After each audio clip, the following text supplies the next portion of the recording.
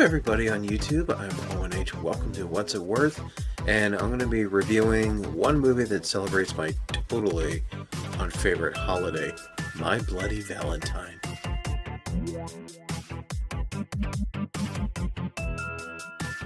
When the people of a small mining town get ready for a big Valentine party, a 20-year-old curse resurfaces with a vengeance when killer Harry Warden returns to wreak bloody havoc on the town for celebrating the holiday that coincides with a tragic mining accident which faded from memory, but Warden will never let them forget. The only thing I could say for My Bloody Valentine is if you're a huge fan of campy, corny, teen horror movies of the 80s that kind of follows the trends of Friday the 13th, you'll probably enjoy this movie. Since this movie was made around the time that Friday the 13th became popular, it was basically knocking off a lot of its trends, the same kind of characters, the same kind of mood, the same kind of, campy, corny element. And they did steal a smidgen of Halloween, where it's a horror film that takes place on a specific holiday. In the case of this film, Valentine's Day, which I absolutely hate. And I'll be bitching about that holiday throughout the video, so bear with me. I get, bitchy over this time of year. With this film, it's your typical, corny teen horror movie where the acting is tolerable-ish. There are some people that overact in this film, and it makes you kind of cringe, and it's kind of annoying. Some of the makeup effects is pretty good, even though it was kind of cheaply done in some spots here and there. You get some corny dialogue, you get some campy moment. And it's the film is just mostly it's basically made as just a fun, dumb horror movie to just kind of go out on a date with, just to have a good time. And it's they don't care about the acting, so they just want to go see just some dumb horror movie with a date or whoever, just for fun, like Friday the 13th. Not all the actors in this film are bad. I do like the girl who plays Sarah.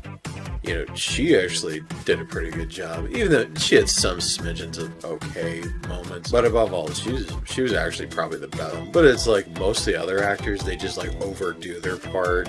However, this film, it revolves around the one holiday, because this is what I hate about Valentine's Day, and this film emphasizes exactly why.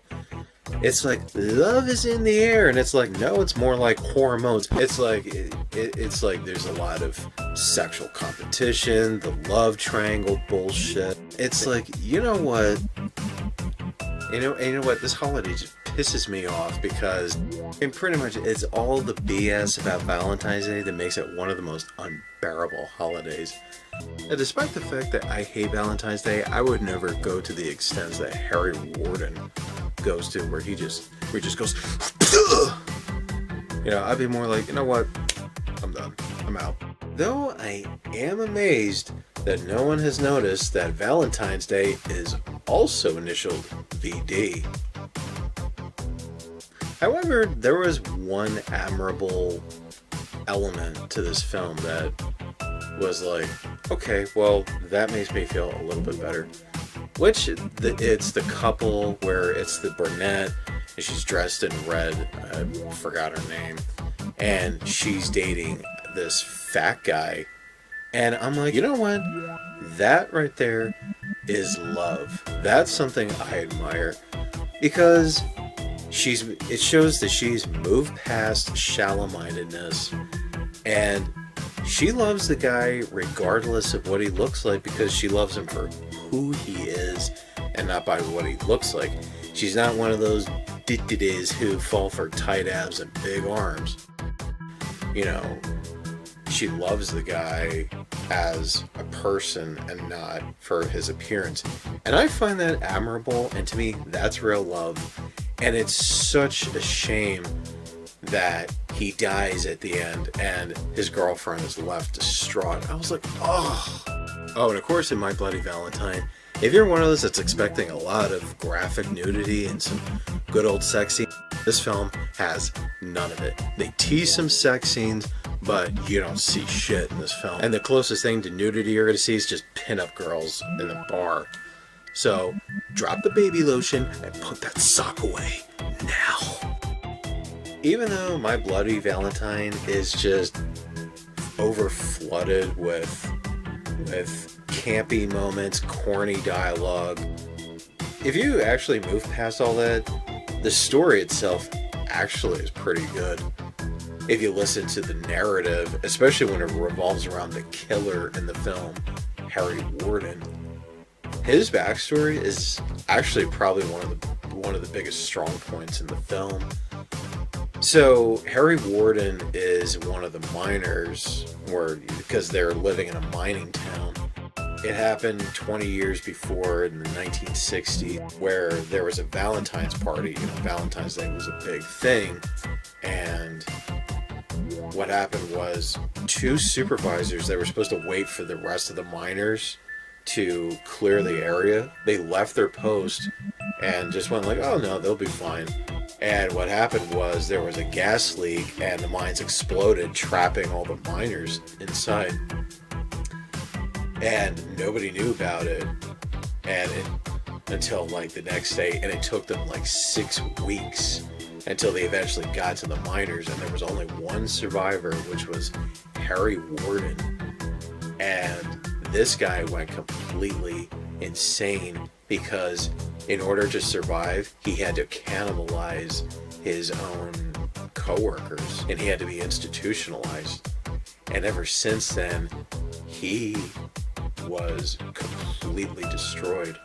And when he was released, or I think he escaped, I have to listen to the narrative again, he actually takes vengeance on those who put him in that circumstance in the first place. He killed the two managers, but apparently that wasn't enough, as Valentine's Day was the reminder that made him what he is.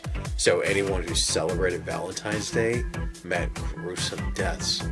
And he always warned people, do not celebrate Valentine's Day ever again. If they do, guess what? And it was really good. And it was the narrative that was really good. Yes, the execution was very poor, but I've seen the remake before. I barely remember it. I might rent it out again just to give the remake another try and probably review that one too. Now you're probably wondering, what's up with his apparatus? What's with him just constantly wearing the mining suit all the time? Well, every serial killer needs a specific look. That usually it's a reflection of their character. In the case of Harry Warden, it's the fact that he was a miner that was trapped, and it's like ever since then, when he just had to do all those horrible things to stay alive for 6 weeks, it's like Harry Warden died, but some monster within himself was born. Now, of course, like Friday the 13th, they were trying to give My Bloody Valentine a twist to the story, and it was okay. It's got a cult fan base where some people remember it, or others, they just want to just completely forget about it. So, where do I rank My Bloody Valentine? I'm going to give this an almost low price rating. It's watchable, but this is one of those movies that people like me would watch like once in a blue moon. It's not like Halloween or Friday the 13th where you watch it more often. Okay, so I'm done reviewing My Bloody Valentine. So I'm going to be moving on to something else. Thank Christ. Until next time, I'm Owen H. Have a nice night.